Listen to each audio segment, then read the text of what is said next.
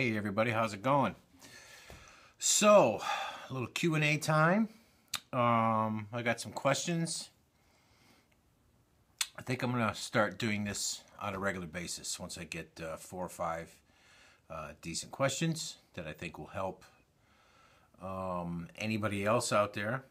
We'll go through them and check them out. I think also when I do these Q&As, I'll recognize any of my subscribers who have contributed to the fan funding. You don't often hear me talk about fan funding because the only time I talk about it is when someone contributes.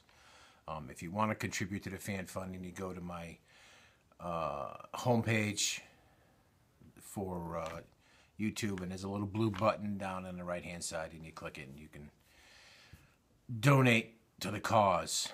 All the money collected through fan funding and ad revenue that I receive from the ads on my videos all goes right back into the channel to help me with buying guitar parts, you know, building materials, tools, whatever. I'm a small channel. I'm not making tons of money. So as far as supporting my channel, the very best thing you guys can do is just watch those stupid 15-second ads at the beginning and at the end of my videos. Sometimes on the longer videos I'll put an ad in the middle, and I realize that sometimes they stick an ad in there that's like 5 freaking minutes long. So, you know what? I don't expect anybody to sit through that shit because I wouldn't. So, watch as much as that as you can stomach, and then just jump across it. Anyway. Also, another feature I'm going to start putting in the end of my videos is bloopers. If anybody makes YouTube videos out there, you realize sometimes you a slip of the tongue, or you make a joke that's not funny, or you decide better about making something visible to the public that you said or did. I'm going to start putting those at the end of my videos, just for a laugh. So, pretty simple. It's going to be fun. So, let's get to the questions. Okay, question number 1 from Dale Palmer. When you solder a braid to a pot, do you recommend sanding the pot first?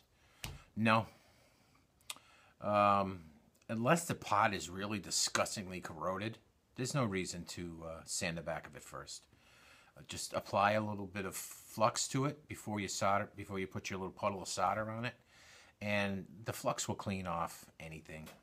There is absolutely no reason to sand a brand new pot in order to solder to it. Just don't have to do it. All right, question number 2 is from Guitar Dude Guy. He's wondering what type of solder that I use. Basically, it's just rosin core 60/40. Whatever size, you know, either the real small stuff or the big stuff. The roll of solder that I've been using, I have had for about 30 years. Normally, you shouldn't really use solder that old because flux does have a shelf life, and there's flux inside of it, which is probably the reason why adding the external flux when I solder always ends up working better. But yeah, 60/40, and use a little extra flux. Makes the solder flow better and gives you a nice shiny joint when you're done. You just have to do a little extra cleaning. Question number 3 from Sean Bova. I thought the Nuno Betancourt Signature Series had that weird neck joint. That neck joint is called the Stevens Cutaway, and It's on most of the Nuno Betancourt Signature Series guitars, but not the N1, because the N1 is an entry-level version, and they're not expensive. So apparently that neck joint, fitting it together and mounting it, adds some extra cost to the guitar. So yeah, the entry-level does not have that Stevens cutaway. Question number 4 from David Gendrew.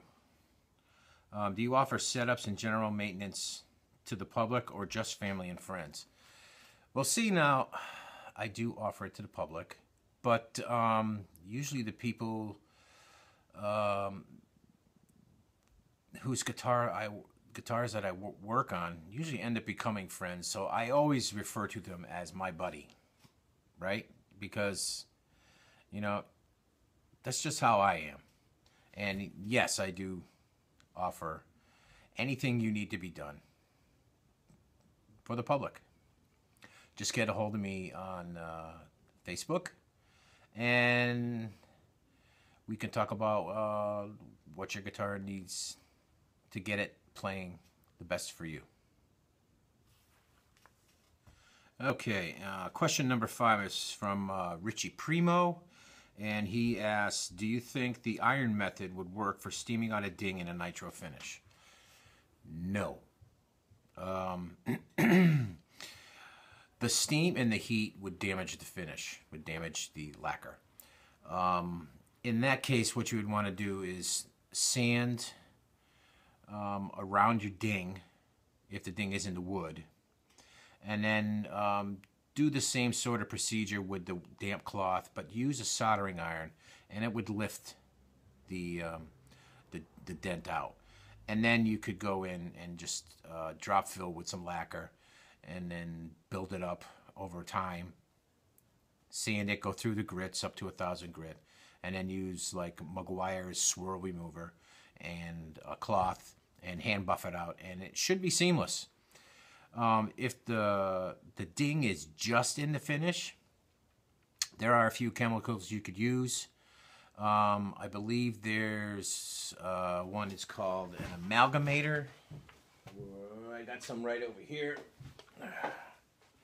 Yeah. Let me see that.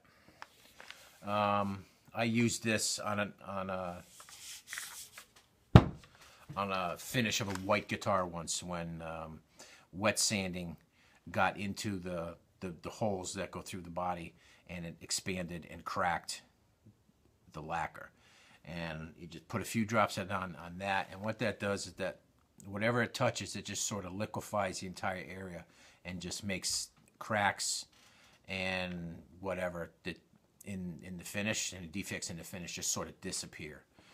And then when that dries, I would go back in there and drop fill a little bit, and like before I said, sand through the grits up to 1,000, and then hand buff it out, and you should be good. Yeah. All right, and to wrap this thing up, I want to thank Mass Cells for a very generous fan funding donation. Thank you, Matt. It's greatly appreciated, and I'm glad you enjoyed the videos. I enjoy making them. You know, like I said before, if I didn't make these videos and people weren't watching them, I'd probably be still walking around the shop here talking to myself anyway. So I appreciate it. So until next time, you guys behave yourself, and we'll see you in the next video. Peace.